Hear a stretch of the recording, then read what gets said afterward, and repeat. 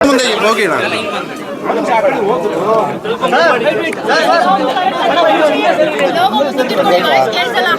ಎಲ್ಲ ರೆಡಿ ಅಂದ್ರೆ ತಗೋತಿ ಹೇಳ್ರಪ್ಪ.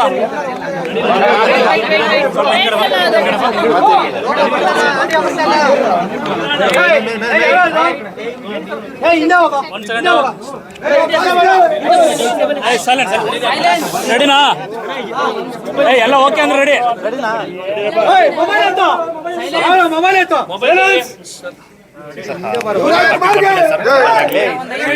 ಅಂದ್ರೆ ಇವತ್ತು ಕೇಕ್ ಕತ್ತರಿಸಿದೆ ಒಂದು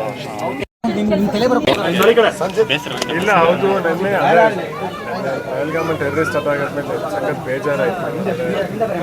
ಏನು ಪಾಪ ಏನು ಮಾಡಿದ್ರು ಅಲ್ಲಿ ಹೋಗಿ ಜನ ಎಲ್ಲ. ಅಂದರೆ ಹುಟ್ಟುಹಬ್ಬನ ಆಚರಿಸೋದು ಬೇಡ ಅನ್ಕೊಂಡೆ, ಬಟ್ ಸುಮಾರು ಜನ ಊರಿಂದ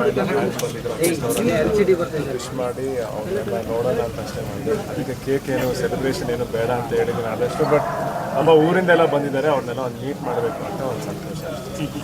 ಈ ಥರ ಅಟ್ಯಾಕ್ ಬಗ್ಗೆ ಇಲ್ಲ, ಅದು ನಡೀತಾನೆ ಇದೆ. ಅಫ್ಕೋರ್ಸ್ ಸೀರಿಯಸ್ ಆ್ಯಕ್ಷನ್ ತೊಗೊಳ್ಳೇಬೇಕು. ಆ್ಯಂಡ್ ಯಾವ ಕಾರಣ ಆಗಿದೆ ಅವ್ರಿಗೆ ಡೆಫಿನೆಟ್ಲಿ ದೇವರು ಒಂದು ಶಿಕ್ಷೆ ಕೊಡಬೇಕು. ಸರ್, ಒಂದು ಧರ್ಮವನ್ನು ಟಾರ್ಗೆಟ್ ಮಾಡೋದು ಎಷ್ಟು ಸರಿ? ಅಂದರೆ ಧರ್ಮನ ಕೇಳ್ಬಿಟ್ಟು ಹಿಂದೂನ ಅಂತ ಕೇಳ್ಬಿಟ್ಟು ಅಟ್ಯಾಕ್ ಮಾಡಿದ್ರೆ ಸೊ ಹಿಂದೂಗಳ ಮೇಲೆ ಈ ಥರ ನರಮೇಧಗಳು ಆಗ್ತಾನೆ ಇದೆ.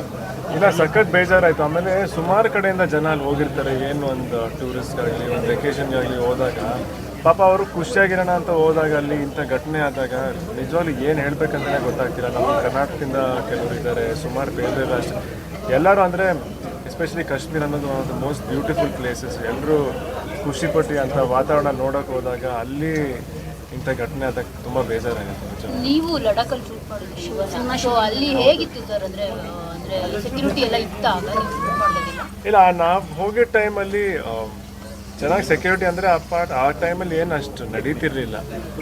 ಆಲ್ಮೋಸ್ಟ್ ಎಲ್ಲ ಕಡೆನೂ ಆಲ್ವೇಸ್ ಕಾಶ್ಮೀರಲ್ಲಿ ನೀವು ಎಲ್ಲೇ ಹೋದ್ರೂ ಅಲ್ಲಿ ಫೌಜ್ ಅವ್ರು ಇದ್ದೇ ಇರ್ತಾರೆ, ಪೊಲೀಸವ್ರು ಇದ್ದೇ ಇರ್ತಾರೆ. ಆ್ಯಂಡ್ ಏನಂದರೆ ನಿಜ ನಾನು ಏನು ಹೇಳ್ಬೇಕಂದ್ರೆ ಗೊತ್ತಾಗ್ತಿಲ್ಲ. ಸಖತ್ ಬೇಜಾರಾಯ್ತು ಅಷ್ಟೇ ನೆನ್ನೆ ಆ ವಿಷಯ ನೋಡಿ. ಪಾಪ ಕೂತಿದ್ದವ್ರನ್ನ ಓಡಾಡ್ತಿರೋರನ್ನ ಆ ಥರ ಎಲ್ಲ ಸಖತ್ ಬೇಜಾರಾಯ್ತು. ಸರ್, ಇವತ್ತು ನಿಮ್ಮ ಸಿನಿಮಾದ ಒಂದು ಟೀಸರ್ ಬಿಡುಗಡೆ ಯಾವಾಗ ಆಗುತ್ತೆ? ಅದನ್ನು ಪೋಸ್ಟರ್ ಆಗುತ್ತಾ ಅಥವಾ ಹೇಗೆ? ಗೊತ್ತಿಲ್ಲ, ಇನ್ನೂ ಟೀಮ್ ಅವರು ಅದೆಲ್ಲ ಡಿಸ್ಕಸ್ ಮಾಡ್ತಿದ್ದಾರೆ. ಸ್ವಲ್ಪ ಹೊತ್ತಲ್ಲಿ ಅದನ್ನು ಹೇಳ್ತೀನಿ.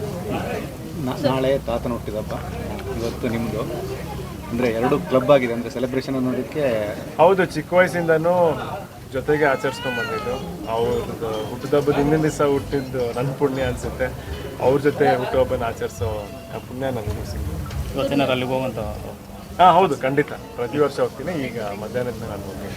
ಸರ್, ನಿನ್ನೆ ಧೃತಿಯವ್ರದ್ದು ಇತ್ತು, ಅಂದರೆ ನಿಮ್ಮ ಮನೇಲಿ ಎಲ್ಲರದ್ದು ಏಪ್ರಿಲ್. ಹೌದು, ಸುಮಾರು ಜನ ಇದೆ.